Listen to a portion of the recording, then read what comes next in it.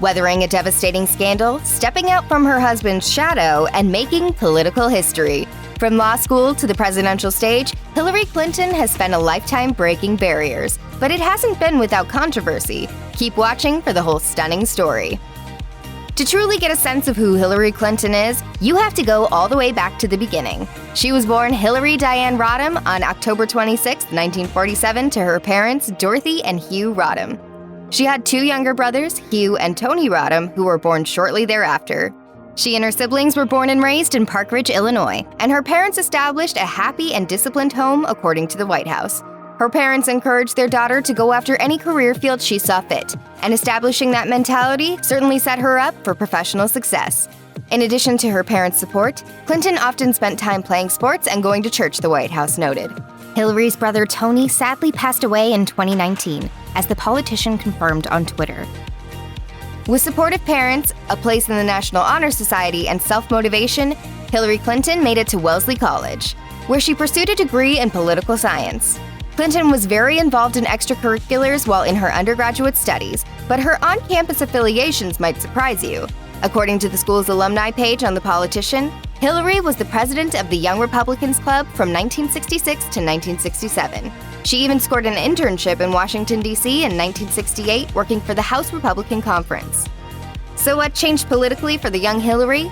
The undergraduate student was inspired by the words of Reverend Martin Luther King Jr. as she heard a moving speech from the civil rights icon in Chicago. By 1968, she officially changed her political affiliation.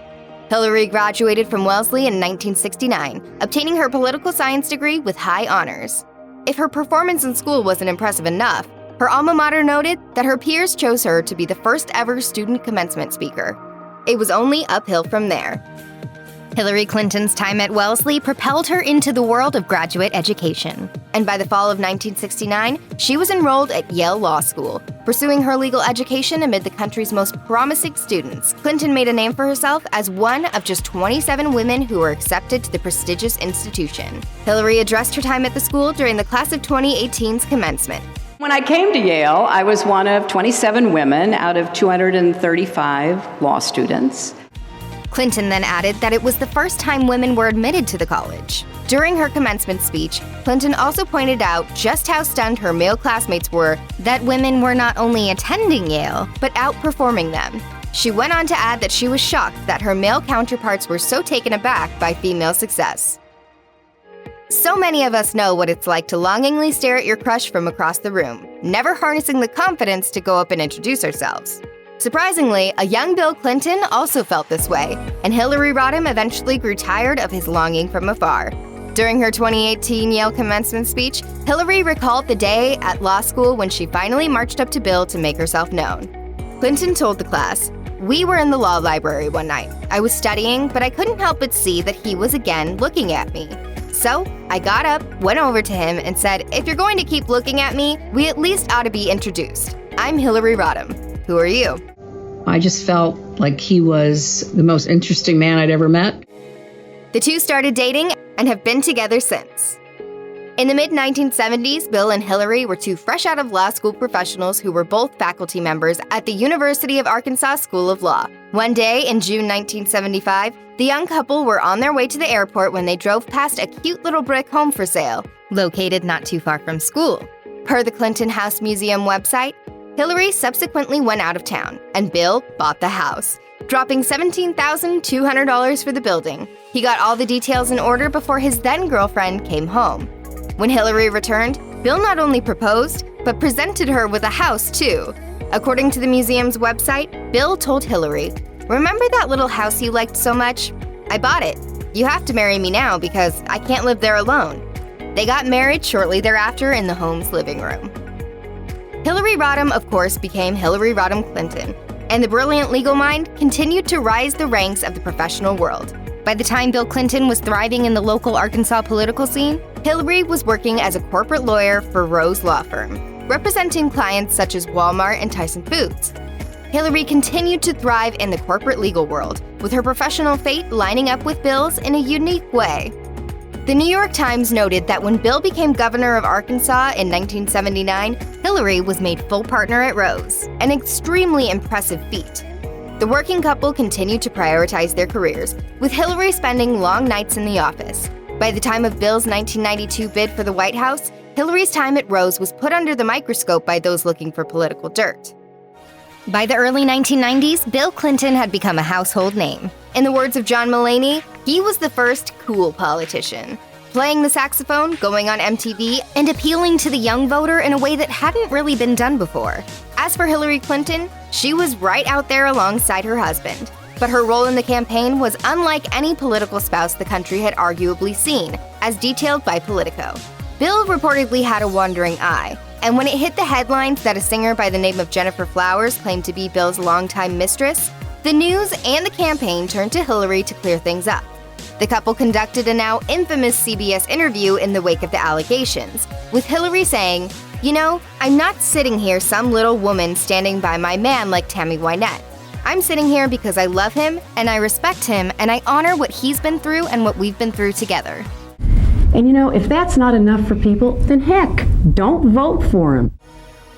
The world of politics clearly overlooked the controversial interview and Bill Clinton's rumored infidelity, because the young Arkansas Democrat won the 1992 presidential election. It was a big deal, to say the very least, and Bill wasn't planning on halting the controversial breaks. The newly elected president made the then shocking decision to put his wife and the country's new First Lady, Hillary Clinton, in charge of overhauling the country's healthcare infrastructure. Not a small order. While her efforts were ultimately unsuccessful and the project tabled after a year, the move made it clear that Hillary's focus was not White House dinner sets or designing the Christmas decorations. During the 1992 campaign, Hillary said that her dedication was the result of both professional and personal goals. Most of us are doing the best we can to find whatever the right balance is. For me, that balance is family, work, and service. When many recall Bill Clinton's time in office, it's safe to say that the name Monica Lewinksy comes to mind. I did not have sexual relations with that woman, Miss Lewinsky. Of course, Lewinsky was the young White House intern that Bill had an affair with while serving as President of the United States, and his testimony surrounding his infidelity became the cornerstone of his impeachment hearing. But wrapped up in the scandal, obviously, was Hillary Clinton, who just years prior had said that she wasn't the kind of woman to just stand by her man without good reason. However, Bill and Hillary did remain together, and the scandal has stayed with them ever since. Writing in her memoir, Living History, Hillary categorized Bill's infidelity and the scandal at large as, quote, the most devastating, shocking, and hurtful experience of her life. The former First Lady also revealed that the couple sought counseling and guidance from friends and spiritual leaders alike. While the couple remained married, ABC News noted that Hillary emerged from the scandal with her political aspirations at the center of her public life, doing her best to leave the drama behind. After her husband's time in public office came to a close, it was Hillary Clinton's time to shine. Successfully running for the Senate, Clinton served the great state of New York, proving to naysayers that she had what it took to walk the halls of political power. Although she had made it as a politician, Hillary's time in Congress was not without controversy. The then senator voted in support of the war in Iraq, a controversial decision both at the time and certainly a call that didn't age well. Later calling her vote a mistake, some experts have estimated that the war vote cost Hillary the 2008 presidential nomination. While speaking to reporters at a campaign event in Cedar Falls, Iowa in 2015, Clinton said this about her decision to vote for the Iraq War. "I made it very clear that I made a mistake, plain and simple. And I have written about it in my book, I have talked about it in the past. What we now see is a very different and very dangerous situation." Although she walked back the call she made at the time, then Senator Barack Obama used the issue to skewer Hillary in the Democratic primaries in 2008, arguably paving the way for his nomination. You're likable enough, Thank Hillary, you so no much. doubt.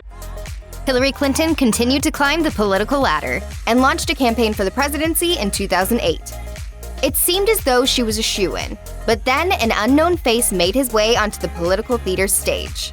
Barack Obama.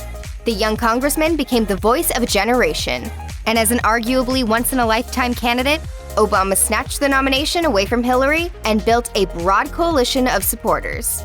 Going on to win the presidency in a historic election, Obama transformed the White House into the home of the first Black president in our nation's history. Yes, we can.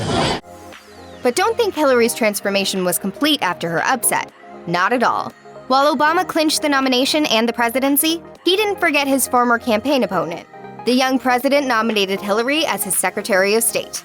The former Congresswoman served in the role from 2009 until 2013, before John Kerry took over the title, with Britannica noting that Hillary's position greatly improved international relations.